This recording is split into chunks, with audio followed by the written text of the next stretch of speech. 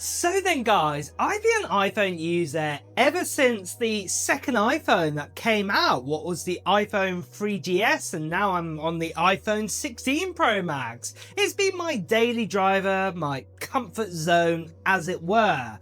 But for the last couple of weeks, I've been trying something a little bit different. This here is the Samsung Galaxy Z Fold 7. And as someone firmly in the Apple ecosystem, I got a lot to say about it. This thing is thin for foldable. Samsung's engineering here is incredible. The hinge feels solid, the gap is almost gone, and unfolded it feels more like a slim tablet than a chunky experiment. And then if you fold it up, it's actually narrower than my iPhone 16 Pro Max, but still fits into a pocket, and unfolded, you just got that massive inner display. Yes, it's beautiful, but here's the interesting thing. When watching content, say unfolded, the actual viewing size is about the same size as my iPhone 16 Pro Max. So if you're watching, say, YouTube or Netflix,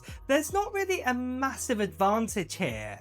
But then you may also be asking about battery life. Well, my iPhone 16 Pro Max actually has a 4685 milliamp battery, I believe, but the Galaxy Fold 7 has a 4400 milliamp battery inside of it, which is solid for a foldable. Will get you through a day with, say, moderate use. But with heavy multitasking, it does hit harder. And this is the thing, if you are buying a Fold, you probably are going to be a multitasker a lot for it. That means you are going to lose a lot of battery life compared to, say, the iPhone. But sticking with multitasking, this is where the Fold earns its name. 2 apps side by side, easy. 3 apps, even like what I've got right here on the screen at once, it's possible. You can also drag and drop between them, take notes while watching a video, and still have space left for a messaging app, for example. But to be honest, this is the thing. How many of you guys are really going to be opening up that many apps all on the screen at the same time? For most people, and this is what I'm trying to get my point across here, you probably won't be doing that. And that's where I'd say, even using multitasking seems to also worsen out your battery life because you've got them all open at the same time. But it's not just saying that multitasking is the worst thing here, because you've got this larger display too, and it's so thin.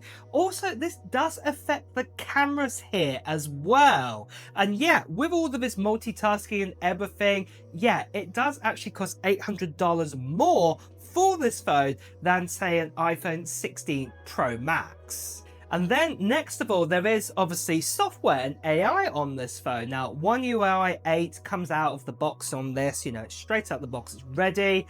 And it comes with Samsung AI, and it also has Google Gemini integration. This isn't just about making the phone smarter, it's about making you think faster too. Real-time translation during calls, automatic note summaries, and even image creation from text prompts. And it is quite cool on this phone. And here's where the Fold shines. You can actually have Gemini open on one side of the screen, your browser or emails on another. And actually this does work quite well, but obviously, yeah, you will be draining that battery down. It's something you simply can't do, I would say, on an iPhone right now, that multitasking ability, and also that whole Apple Intelligence that we were promised ages ago on this phone with that full Siri integration and apps and things like this. It's just not here, and it doesn't look like it's going to be there on day one of iOS 26 either. Now, I also already mentioned about the Fold 7 cameras. Now, they are quite good and better than most, say, average Android phones out there. But are they as good as, say, an iPhone 16 Pro Max? Well, No. What I would say is that the normal 200 megapixel sensor inside of this phone in the Fold 7 is really good. But the second you start using, saying ultra wide and even the telephoto, yeah, it starts to fall apart here. Lighting and tone, skin tones, for example, the iPhone still wins here. And obviously doing videos and things like this is definitely better on, say, the iPhone. But the good news is, I would say, with the Samsung, at last they've got rid of that under display camera now when you open it up, and so it works a lot better than it did before. So here's the big picture. The Galaxy Z Fold is an amazing piece of engineering. Design, the hinge, the fact that it folds in half and does a really superb job of this. And in your pocket, it doesn't feel any larger than, say, an iPhone 16 Pro Max. And also at the same time as well, for multitasking, this is a dream. And I've not even talked about, say, Dex, for example, allows you to turn it into a desktop computer if you plug it in by USB-C into a monitor. The AI tools are really powerful and great on this too, but this is the thing, in my personal opinion, you could get that on an S25 Ultra. What just makes this phone stand out to me is that obviously it's that engineering piece, that it's so thin, and that if you are a big time multitasker, then this phone is incredible too for that. But personally, I would be saying, if you're not a big time, person who does a lot of multitasking and that you want a better battery life, better cameras, you may as well save yourself, say, $800 and go for an iPhone 16 Pro Max, or even say an S25 Ultra instead. So I'm going to say this, I think this is one of the best foldables that I've ever seen, and it is incredible, but I don't think foldables are for everyone out there. And like I said, if you are a person who loves multitasking, definitely look into this phone. But for me, with my use case system, and obviously I'm stuck in the Apple ecosystem as it were, I'm still happy to stick with, say, my iPhone 16 Pro Max. But what I would be saying, this phone is rather tempting than it ever was for a foldable than any other foldables I have seen in the past.